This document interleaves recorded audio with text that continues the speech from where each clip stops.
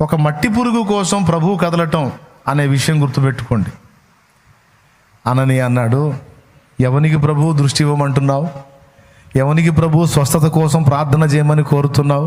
ఆ దుర్మార్గుడా, నీ బిడ్డల ప్రాణాలు తీసి జైళ్ళ పాలు చేసి చాలా కుట్రలు చేశాడే, అలాంటి వానికా ప్రభు స్వస్థత కోసం ప్రార్థించమంటున్నావు? అతనికా ప్రభు దర్శనమిచ్చావు అని అననీయ అడ్డు తగిలితే అప్పుడు ప్రభు అన్నాడు, అననీయ, నువ్వు అన్నది నిజమే కావచ్చు, కానీ ఇప్పుడు అతడు అలా లేడు. ఎందుకో తెలుసా? నేను అతన్ని దర్శించాను. నేను దర్శించి నేను అతన్ని సిద్ధపరిచిన తర్వాతనే నేను వెళ్ళమంటున్నాను. నీకు అతడు ఒక దుర్మార్గుడు, నరహంతకుడు, హింసకుడు, దూషకుడు, హానికరుడు. నిజమే, అది నిన్న. కానీ నేడు విరిగి నలిగిన హృదయం గలవాడైపోయాడు. ఈరోజు రాజుల ఎదుట, అధికారుల ఎదుట, చక్రవర్తుల ఎదుట, మనుషులందరి ఎదుట అతడు నాకు సాక్షి. నా నామాన్ని భరించడానికి నేను ఏర్పరచుకున్న పాత్ర అననీయ. పౌలు, వెళ్ళు.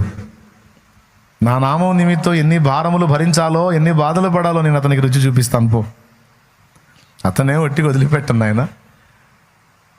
పో, వెళ్ళి అతని మీద చేతులుంచు అన్నాడు. నాకు బాగా ఆశ్చర్యం కలిగించిన విషయం ఏంటంటే, గాబ్రియేల్ నువ్వు వెళ్ళి ఆ పని చేయనాయనా అంటే చేస్తాడు. మిఖాయేలు నువ్వు వెళ్ళి చేయనాయనా అంటే చేస్తాడు. రఫాయేలు నువ్వు వెళ్ళి చేయనాయనా అంటే చేస్తాడు.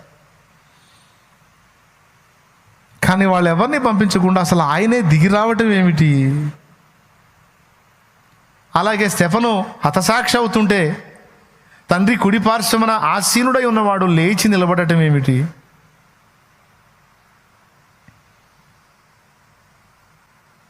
అసలు ఆయన అలా స్పందించాల్సినంత అవసరం ఏంటి? ఆయన ఎక్కడ, మనం ఎక్కడ? మన స్థాయి ఎక్కడ, ఆయన స్థాయి ఎక్కడ? కానీ ఆయన హృదయంలో మనల్ని ఎంత ప్రేమిస్తాడండి, ఎంత గౌరవిస్తాడండి యేసయ్య. నాకు తెలిసి పౌలు ప్రార్థన చేసుకుంటాడు, నాయనా నన్ను దర్శించావు, నా మనోనేత్రాలు వెలిగించావు, తరువాతి కర్తవ్యం నాకు బోధించడానికి ఎవరున్నారు ప్రభు? నన్ను దర్శించినట్టే ఆ వ్యక్తిని కూడా దర్శించి,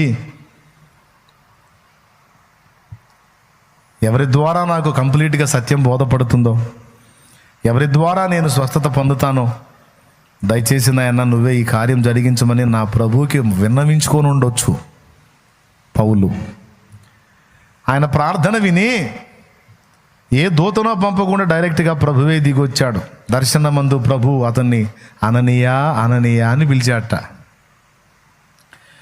అంటే మనం రిక్వెస్ట్ చేస్తే, మనం కోరుకుంటే, మనం ప్రార్థన చేస్తే మన కోసం డైరెక్ట్గా ఆయనే దిగి వస్తాడు అనేది నువ్వు నమ్మలేకపోయినా అది ఒక నగ్న సత్యం. నిజమే, నీ రేంజ్ ఎక్కడ, ఆయన రేంజ్ ఎక్కడ? ఆయన రేంజ్ ఎక్కడ, నీ రేంజ్ ఎక్కడ? నిజమే, నువ్వు అనుకున్న తలంపు కరెక్టే. కానీ ఆయన రేంజ్ ఆకాశ మహాకాశాలు పట్టజాలని దేవుడు, కెరూబులు, శరాబులు, దూతల, మహాదూతల మధ్య మహిమ పొందే దేవుడు, డౌట్ లేదు. కానీ అంత గొప్పవాడైనా ఆయన మీ నాన్న, ఆయన మీ నాన్న, ఆయన మా నాన్న, మన నాన్న.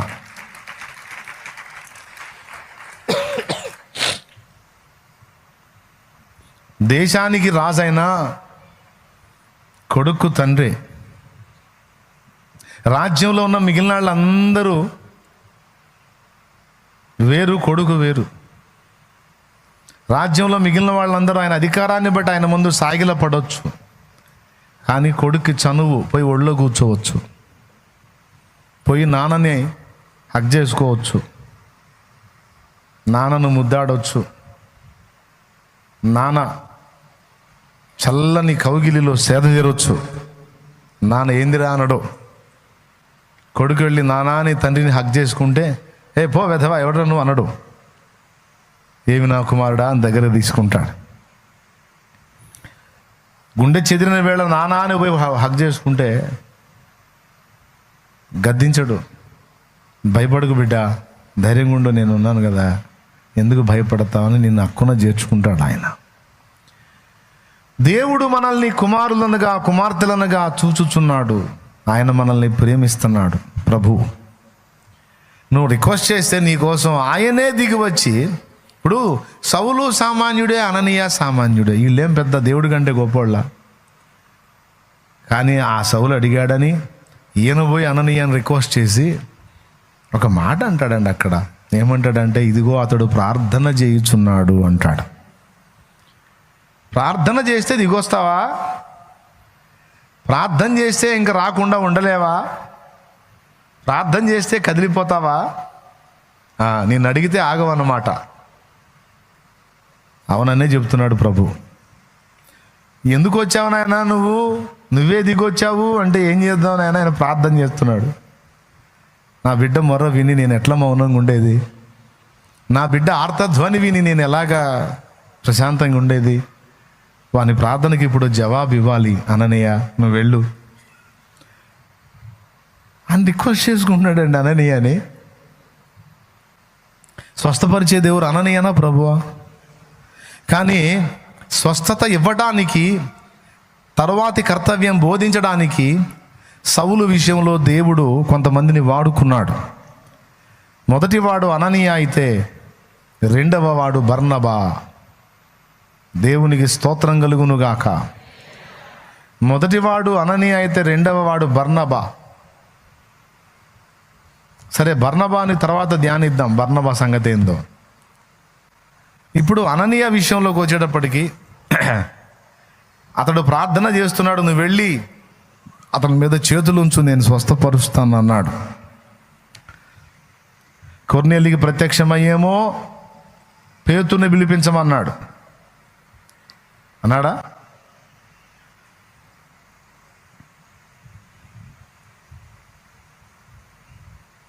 ఇట్లాగా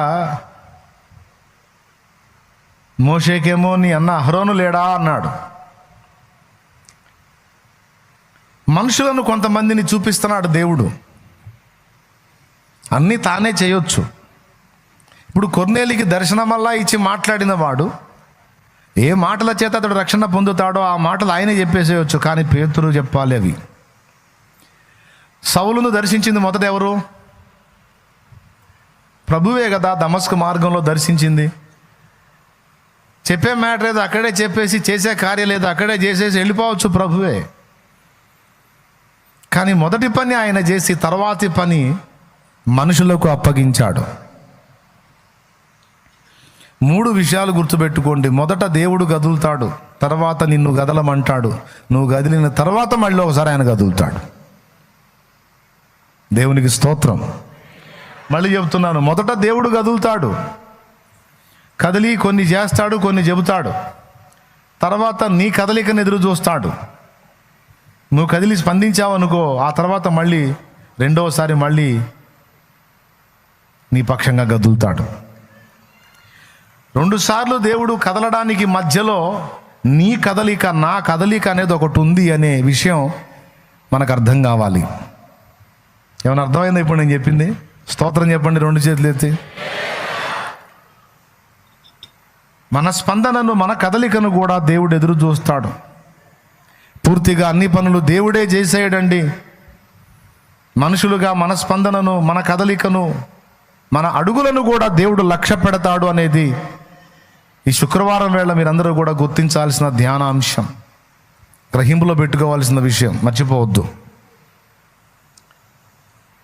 దేవుని ఏర్పాటు ప్రకారం అననీయ వెళ్ళి సౌలును సమీపించగానే సౌలు గుర్తుపడతాడు. తర్వాత అననీయ సౌలు మీద చేతులుంచి, సౌలా సహోదరా, ఇదిగో మార్గమందు నిన్ను దర్శించినటువంటి ప్రభు నన్ను పంపాడు నాయనా, నీ కంటి సమస్యను పోగొట్టడానికి ఇదిగో నీ మీద చేతులుంచి ప్రార్థన చేస్తున్నాను. నా ప్రభువు నిన్ను స్వస్థపరచునుగాక, నీ కళ్ళు 2 కూడా బాగుపడునుగాక అని ఆయన మీద చేతులుంచి ప్రార్థించినప్పుడు కళ్ళ నుండి పొరల వంటివి రాలగా పౌలు మళ్ళా చూడసాగాడు. ఈ స్వస్థత కార్యం జరిగించడానికి ఒక మనుష్య మాతృని దేవుడు వాడుకున్నాడు. డైరెక్ట్గా దేవుడే ముట్టొచ్చు, కానీ ఒక మట్టి పురుగును అడ్డం పెట్టాడు. ఆ మట్టి పురుగు ఒకవేళ అవిధేయుడైతే సౌలు అంతే ఉండిపోవునేమో. ఆ మట్టి పురుగు అననీయ లోబడ్డందున వెళ్ళి అక్కడ దేవుని కార్యం జరిగించాడు. మొదటిది స్వస్థత జరిగితే, రెండవది అననీయ అంటాడు, సౌలా సహోదరా, నువ్వు ఎంత ధన్యుడో నాయనా. రాజుల ఎదుట, అధికారుల ఎదుట, చక్రవర్తుల ఎదుట, ప్రజల ఎదుట, ప్రధానుల ఎదుట ప్రభునామాన్ని భరించడానికి, ఆయన నామాన్ని ఒప్పుకోవడానికి దేవుడు నిన్ను ఏర్పరచుకున్నాడు నాయనా. నువ్వు దేవుని పాత్ర, నువ్వు దేవుని పాత్ర నాయనా. దేవుని ఏర్పాటు నీ మీద ఉంది. దేవుని ప్రణాళికలో నువ్వు ఉన్నావు, దేవుని ఏర్పాటులో నువ్వు ఉన్నావు. ఇక తడవు చేయుట ఎందుకు? లేచి ప్రభునామమున ప్రార్థన చేసి బాప్తిస్మం పొంది నీ పాపములను కడిగి వేసుకోనాయనా. నువ్వు కన్నవాటిని విన్నవాటిని గూర్చి క్రీస్తుకు సాక్షివై ఉండు అని చెప్పి బోధిస్తాడు. స్వస్థత ప్రార్థన చేయటమే కాదండి, తదుపరి కర్తవ్యం కూడా అననీయ బోధించాడు. స్వస్థత ప్రార్థన చేయడానికి, తదుపరి కర్తవ్యాన్ని బోధించడానికి, రెండు పనులకు దేవుడు ఒక మనిషిని ఉపయోగించుకున్నాడు. ఆ వ్యక్తి అననీయ. మొదటి విషయం ఏంటంటే, ఒక వ్యక్తిని దేవుడు దర్శించిన తర్వాత అతడు ఏం చేస్తున్నాడో మళ్ళా తిరిగి పునఃపరిశీలన ప్రభు చేస్తాడు. ఒక వ్యక్తిని క్షమించిన తర్వాత, ఒక వ్యక్తిని రక్షించిన తర్వాత, ఒక వ్యక్తి ప్రభు మార్గంలోకి వచ్చిన తర్వాత, ఒక వ్యక్తి ఒకవేళ స్వస్థత పొందితే ఆ తర్వాత, ఒక వ్యక్తి ఒకవేళ దేవుని చేత దర్శింపబడితే ఆ దర్శనం తరువాత వీరేం చేస్తున్నారో ప్రభు ఖచ్చితంగా కనిపెడతాడండి. యోహాను సువార్త 9వ అధ్యాయంలో పుట్టినది మొదలుకొని గ్రుడ్డివాడైన మనుషుని స్వస్థపరిచిన తరువాత వాణ్ణి మళ్ళా వెతుక్కుంటా ప్రభు వెళ్ళినట్టు రాయబడి ఉంది యోహాను సువార్త 9వ అధ్యాయంలో. అలాగే యోహాను సువార్త 5వ అధ్యాయంలో బేతెస్దా కోనేటి దగ్గర 38 సంవత్సరాలు జబ్బుతో అక్కడే పడున్న వ్యక్తిని స్వస్థపరిచిన తర్వాత మళ్ళా అతడు ఏం చేస్తున్నాడో అతన్ని వెంబడించి కనిపెట్టాడు ప్రభు. అట్లాగా అపోస్తలులను దర్శించి వాళ్ళతో మాట్లాడి శిలువ మరణ పునరుద్ధానాలు చెందిన తర్వాత మళ్ళా వాళ్ళు ఏ స్థితిలో ఉన్నారో, ఏం చేస్తున్నారో ప్రభు మళ్ళా పరిశీలించాడండి. ఈ వచనాలన్నీ మనకి ఏం సాక్ష్యం ఇస్తున్నాయంటే, మనల్ని దర్శించిన ప్రభు, పిలిచిన ప్రభు, స్వస్థపరిచిన ప్రభు, విమోచించిన ప్రభు మనల్ని ఒకసారి దర్శించి అంతటితో వదిలేయడు. ఆయన మళ్ళా పునర్దర్శనం అనేది మనకి ఇస్తూ ఉంటాడు. మళ్ళీ మనల్ని దర్శిస్తూ ఉంటాడు, చూస్తూ ఉంటాడు, అబ్జర్వ్ చేస్తూ ఉంటాడు. ఇది గుర్తుపెట్టుకోండి. సౌలును దర్శించాడు, సౌలుకు దేవదర్శనం కలిగింది. దమస్కులోకి వెళ్ళాడు, ఏం చేస్తున్నాడో చూశాడు, అతడు ప్రార్థన చేస్తున్నాడు. యోహాను సువార్త 5వ అధ్యాయంలో 38 సంవత్సరాల జబ్బుడిని స్వస్థపరిచి రోగం తగ్గిన తర్వాత అతడు ఏం చేస్తున్నాడని వెతికితే దేవాలయములో కనపడ్డాడు అతడు. అప్పుడు అతనితో మళ్ళీ మాట్లాడుతున్నాడు, ఇదిగో స్వస్థత పొందితివి, మరి ఎక్కువ కీడు నీకు కలుగకుండాన్నట్లు ఇక నువ్వు పాపము చెయ్యకు అన్నాడు. అంటే ఒక్కసారి దర్శించి వదిలిపెట్టలా, సెకండ్ రౌండ్ మళ్ళా వచ్చాడు. ఇది సౌలు విషయంలోనూ, బేతెస్దా కోనేటి దగ్గర ఉన్న పేషెంట్ విషయంలోనూ మాత్రమే కాదు, ఇంకా మరికొన్ని సందర్భాల్లో జరిగింది. యోహాను సువార్త 9వ అధ్యాయంలో గుడ్డివాడైన మనుషుని కళ్ళు తెరిచిన తర్వాత కూడా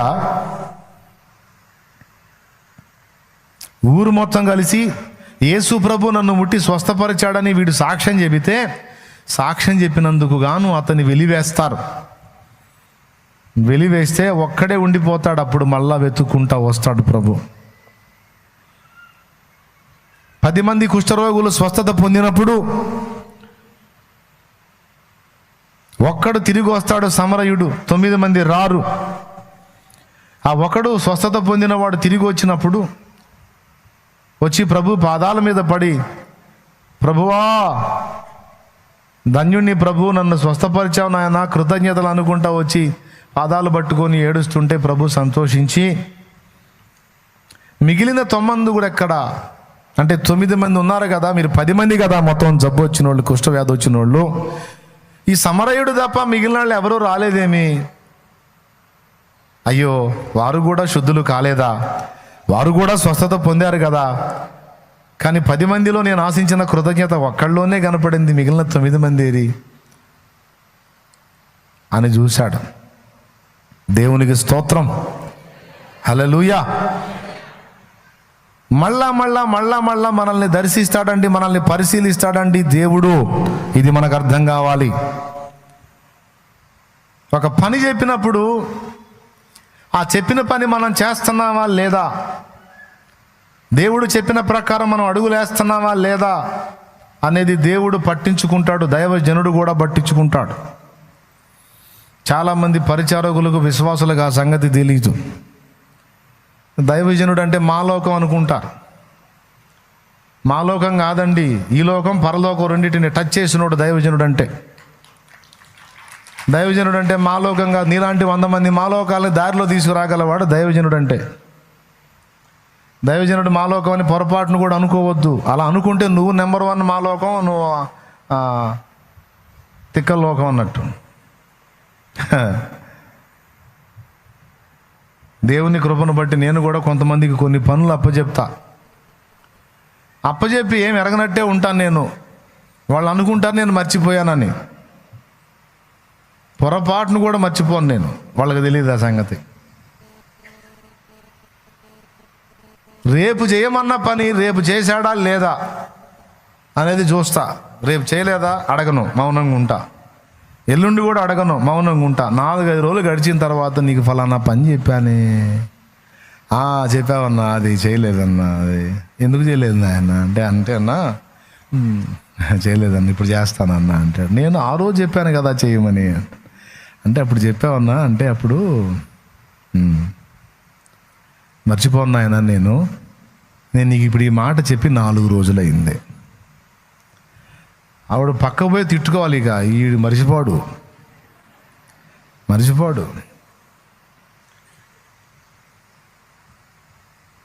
ఎట్లా మర్చిపోతానండి? ఎలీషా దగ్గర ఉన్నాడు ఒకడు శిష్యుడు, తిక్కల శిష్యుడు గెహజీ. ఆయన లోపలికి పోయాడు. కమ్మగా నయమాను చాంతున్న సొమ్ము ఇస్తానంటే గడ్డువాం మీద కుక్కలాగా ఆయన తినడు, పక్కనున్న మమ్మల్ని కూడా తిననీయడు.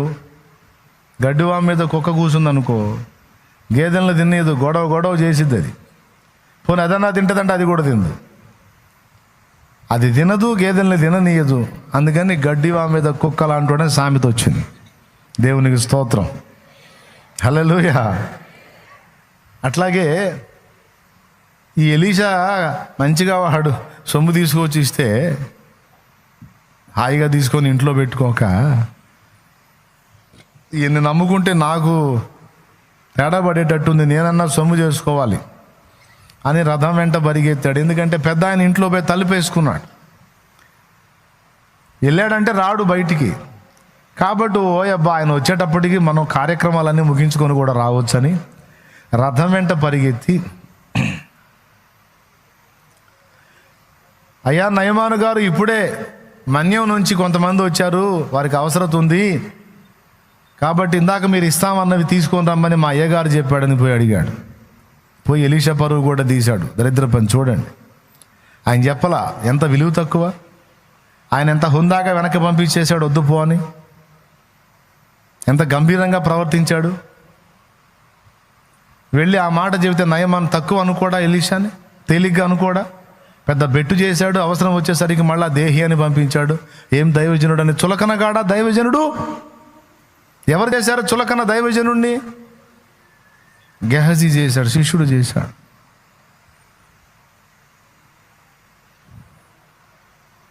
అనుకున్నాడు అయ్యగారు బయటకు వచ్చేటప్పటికి చాలా టైం పట్టిద్ది, ఈ సొమ్మంతా మనం దాచిపెట్టుకుని కూడా రావచ్చు అని మొత్తం వైనం చేసుకొని ఏమి ఎరగనట్టు వచ్చి బయట నిలబడ్డాడు.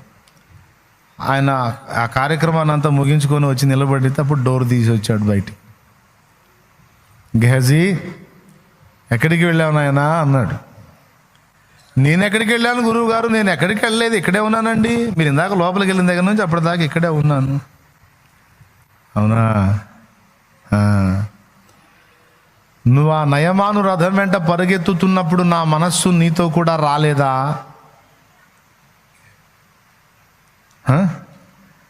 వెండి బంగారాలు ద్రాక్ష తోటలు సంపాదించుకున్నటకి ఇది సమయమా? ఇది ఆ సమయమేనా? ఏం చేయాలని వచ్చావు నువ్వు ఇక్కడికి? ఏం ఆశపడుతున్నావు అంటే వాని హృదయములో ఏం కోరుకొని అవి తెచ్చుకున్నాడో కూడా చెప్పాడు.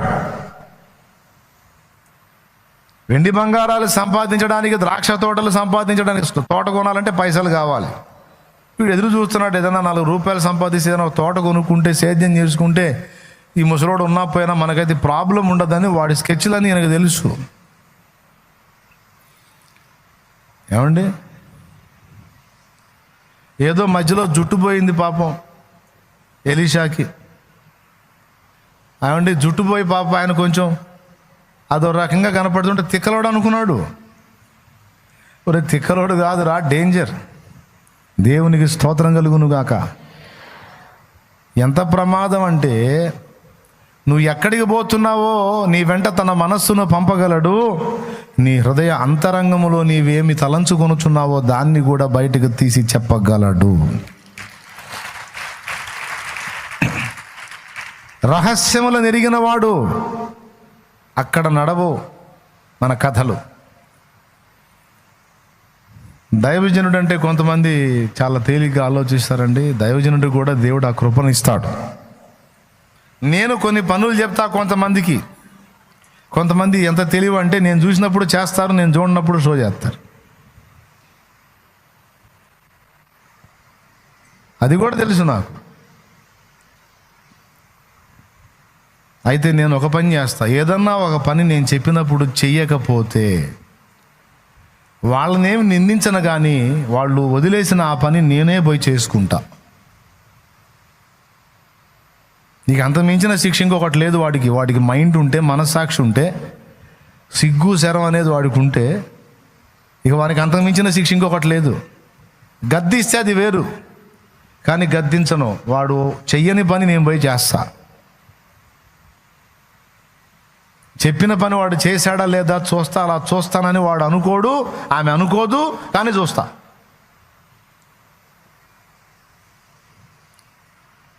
మన నాయకత్వం అంటే అంతే ఉంటుంది. అలాంటి పరిశీలన అనేది లేకపోతే ఒక వ్యవస్థను నడపటం అంత తేలికైన విషయం కాదు. ఆ కృప దేవుడే ఇస్తాడు, ఆ శక్తి. దేవునికే మహిమ కలుగును గాక. చాలా విషయాలు గుర్తుండవు అనుకుంటారు. లేదు, దేవుడు ఎరుగును, ఆయన ఏర్పరచుకున్న దైవజనుడు కూడా ఎరుగును. నువ్వు ఎప్పుడో సంవత్సరం క్రితం వస్తావు, ఏదో సమస్య చెబుతావు, వెళతావు. సంవత్సరం కాదు, 2 సంవత్సరాల తర్వాత నువ్వు కనపడితే అమ్మా ఆ సమస్య ఏమైందని అడిగేటట్టు చేస్తాడు దేవుడు. మరిసిపోతాడని నిద్రలో కూడా అనుకోవద్దు. నీకు పోవటమే మైండ్. అన్న అది నీకు గుర్తుందా ఇప్పటికి కూడా అంటే ఇంకా 10 ఏళ్ళకు వచ్చినా గుర్తుంటుందమ్మా.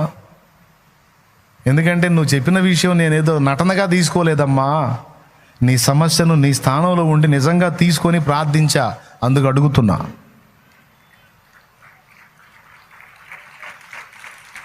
ఏమండి,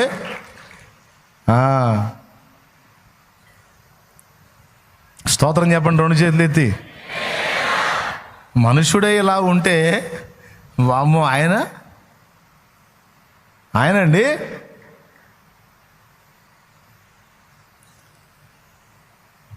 ఎదుటి వాళ్ళ నటనను మనుషుడే గుర్తుపట్టగలిగితే మరి దేవుడు?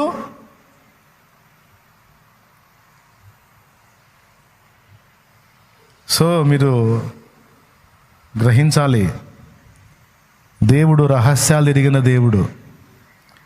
మనల్ని దర్శించిన తర్వాత మరలా మనం ఏం చేస్తున్నామో, దేవుడు మనల్ని దర్శించి మనకు చెప్పిన విషయాలను మనం కొనసాగిస్తున్నామో, ముగించామో, నిలకడగా ఉన్నామో, చెంచల బుద్ధితో మళ్ళా బలహీనపడి వెనక్కి తిరిగామో, ఆయన మనల్ని గమనిస్తాడు, పట్టించుకుంటాడు.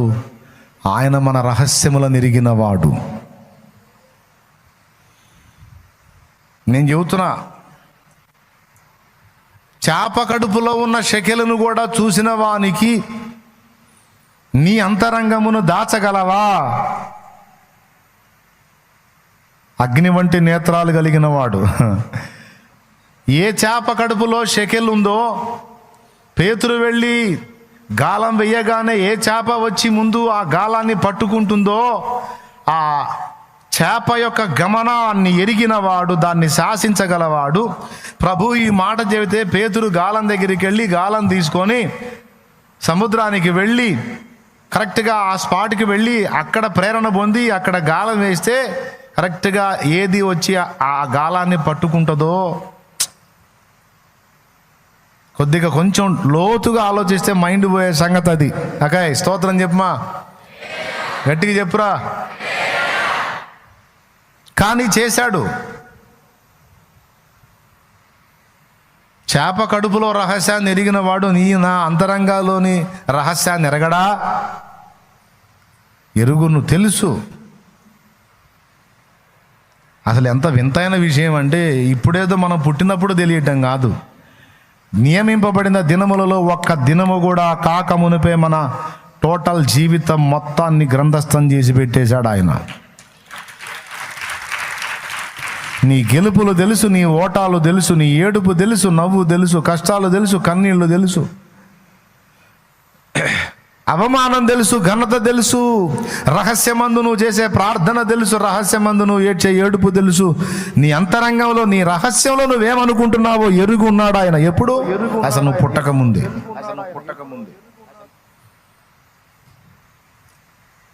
అలాంటోడు మళ్ళీ నిన్ను దర్శించడు, నిన్ను అబ్జర్వ్ చేయడు, నన్ను చేయడు, చేస్తాడు, పరిశీలన చేస్తాడు.